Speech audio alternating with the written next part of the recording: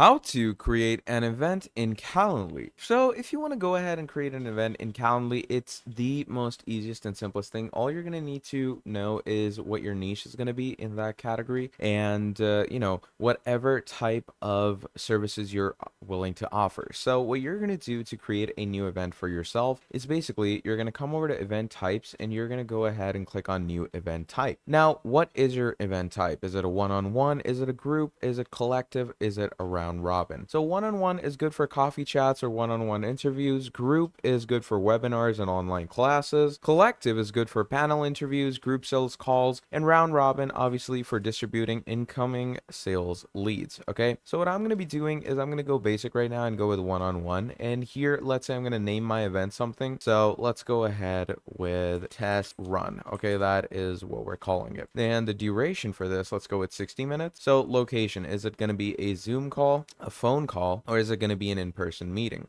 Okay, you can pretty much go ahead and choose all of these options. There's also all of these things: Google Meet, WebEx, Microsoft Teams, and there could be any custom meet, etc.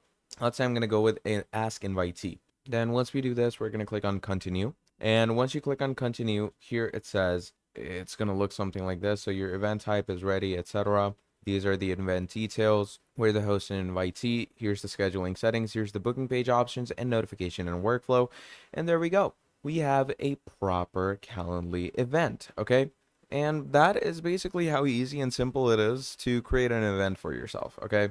And basically, whenever you send this to your customer or client, they're going to receive this. They're going to choose a date and it's going to come straight to you, where they're going to show you how you can pretty much go ahead and access this event or move forward with it. So that's pretty much all there is for this video. If you enjoyed watching, please do make sure to drop down a like and subscribe to the channel, and I'll be seeing all of you in the very next video.